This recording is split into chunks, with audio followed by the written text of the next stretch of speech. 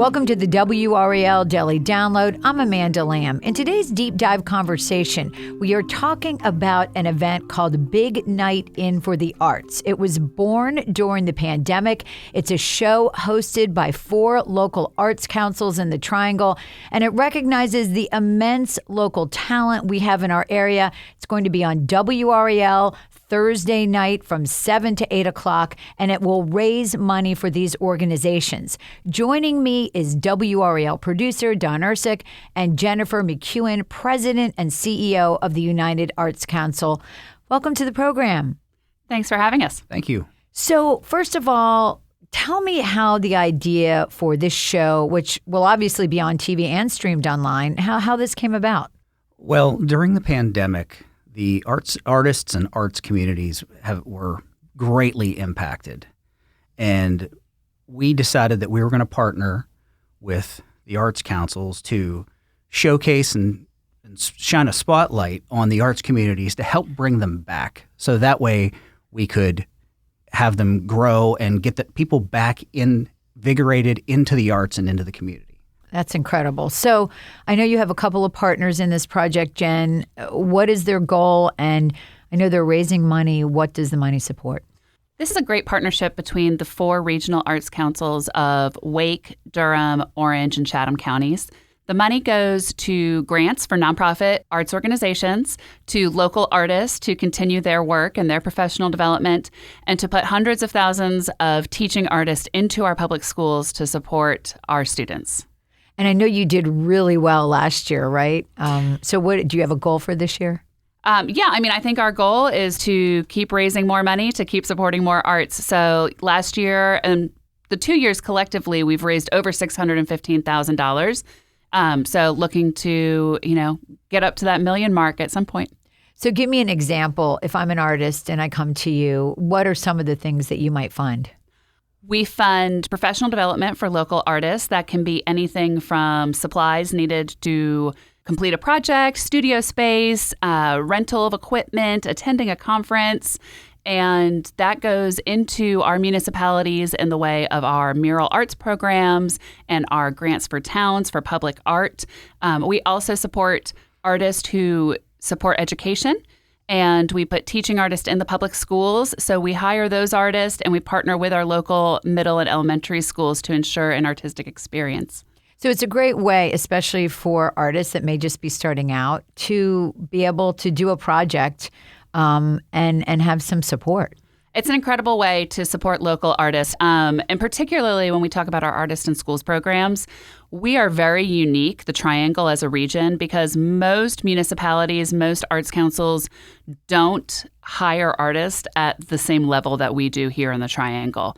So like I said, thousands of artists reaching hundreds of thousands of students annually between the 4 counties. So you have had some amazing artists. Remind me who some of them are. And Don, how many years, what year is this now? This will be the 3rd year for Big Night In for the Arts. So who have you had so far? So the interesting and exciting part of this is that we've branched out and we've tried to have connections to all of the various counties and areas, including the Orange County, Durham, Chatham, and Wake. So we've reached out and tried to get different artists with ties to each of those communities. So in the past, we've had a few names you may have heard of, like Ariana DeBose. I like to say that, maybe we broke her. I don't know. There you go.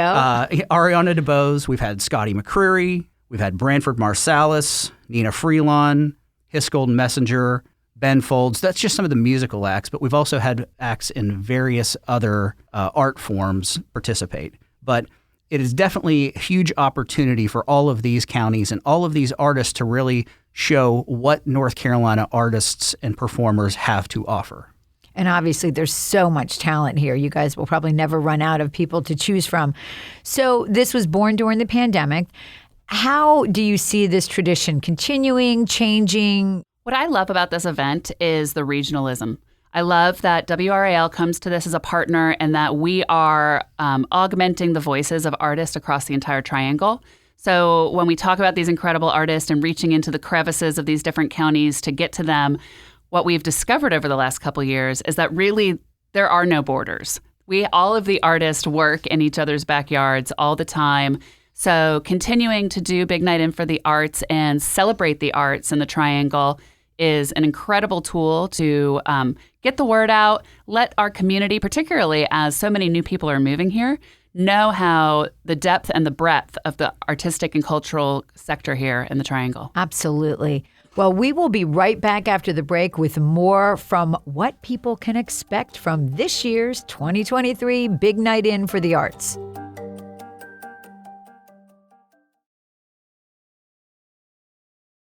Welcome back to the WRAL Daily Download. I'm talking with WRAL producer Don Ursich and Jen McEwen about the amazing talent that will be part of the Big Night In for the Arts this year.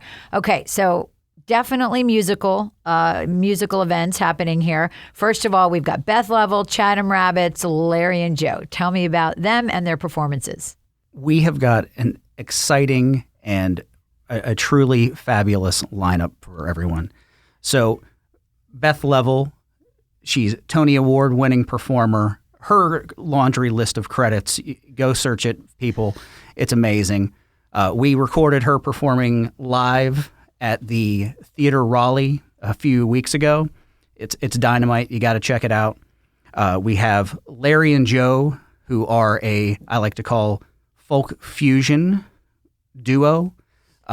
They're amazing. Chatham Rabbits, an incredible story. They're a couple that decided that they were going to quit their day jobs and take up their music interests. They have an exciting story, and they have some wonderful music that they performed for us at the Bynum Front Porch in Bynum, North Carolina, this little itty-bitty place. It's fabulous. So you have many different types of performers, Jen. Talk to me about the Cost and Mare dance duo. They're so energetic. They are so cool. They are a professional dance couple. They're now married, but during the pandemic, they came on a vacation to Raleigh to visit Meredith's mom. They had just started dating, and then the world locked down. So they basically got locked into Meredith's mother's home and became TikTok sensations by doing these dance numbers and streaming them on TikTok and Instagram. They're incredible. Their piece that they did for our broadcast is so fun. I cannot wait for everybody to see it. Were they dancers before? They were. Okay. Meredith was a dance major at UNC Chapel Hill. So her roots are in Wake and Orange County. Cost was a dancer. So they're professional dancers. They dance all over. They tour. They've toured internationally. But they are definitely famous for their social media acumen. Right. And I told you I'm kind of embarrassed because I'm not on TikTok. I'm sure my kids probably know who they are. But when you sent me the video, it looked so much like an advertisement because they were cleaning in the kitchen. And I thought, oh my gosh, this is an ad. And then I was like, no, wait a minute. These are the performers. And they're great. They're really great. It's so much fun. And that to me is like the little sparkle about what they do is that they're doing everyday things while dancing. So they're really incorporating the arts into wiping down a counter or folding laundry or all of the pieces that we do every single day. And yet they've added a little boogie to it. And making it beautiful in sweatpants, which I love. I Impressive. think that's awesome. So what's really interesting about this show is that it is not just music and dance, which is what you think of when you think of a show. Tell me about Patrick Doherty. He is a sculptor. Tell me what he's going to be doing. Yeah, so our arts councils support the entire spectrum of artists, visual artists, performing artists, literary, and beyond and beyond and beyond. Patrick Doherty is an internationally acclaimed large-scale sculptor. He works in sticks. He started in the 80s at UNC Chapel Hill, and in a way that he was motivated kind of as the antithesis of urbanization. He started gathering these sticks when sites were being cleared for development and turning them into these incredible live works. So these works are living. They live for about 2 years. And most of them now, he just retired. There's a beautiful article about his retirement in Garden and Gun last month, if you want to go check that out. But he and his son essentially do one a month. They do about 10 a year across the country. And we have one right here in Cary. Don and I got to go out and check it out. It was President's Day, so all the kids were out of school, and the sculpture was filled with young people just running through it and like totally having their eyes open to this amazing experience. That's fantastic. And then you also have a poet, Dasan Ohanu. Tell me about him. Dasan is an incredible spoken word artist. He is this year's Piedmont Laureate. The Piedmont Laureate is a local program between Durham, Orange, Wake County, and Raleigh Arts. And we all vet a literary artist. This year, the genre is poetry. Dasan is won awards across the country for his poetry. He is an incredible mentor to young people, and he is an incredible performer, which not every poet is. You will hang on every single word that comes out of his mouth in his segment. That sounds fantastic. So you do have a live performance. Tell me about that, Don. We do. We're excited to announce, and I think we've already shared it on social media for sure. We've definitely promoted the heck out of this, but we have Reese Palmer performing live at the Maton during the Big Night In for the Arts watch party. So stay tuned. It'll be at the end of the program, but we are super excited to have her on board. She is definitely going to bring a different type of vibe, not only from just a live performance, but just overall an exciting energy to this program. And that's what we're all about here, is just bringing excitement and energy about the arts communities into all of our viewing area. And for people who don't know, the Maton Inn is in Cary. And Reese Palmer is also a mentor to a lot of young musicians. A friend of mine, Brooke Hadala, is an up-and-coming musician, and I know that she's worked with Reese. So she is going to be a great performer for your show. Tell me when and where people can watch the show, and then also how they can donate. Well, you can watch Thursday at 7 on WRAL, or however you watch WRAL, any streaming device. And the date? It is on Thursday, March 9th.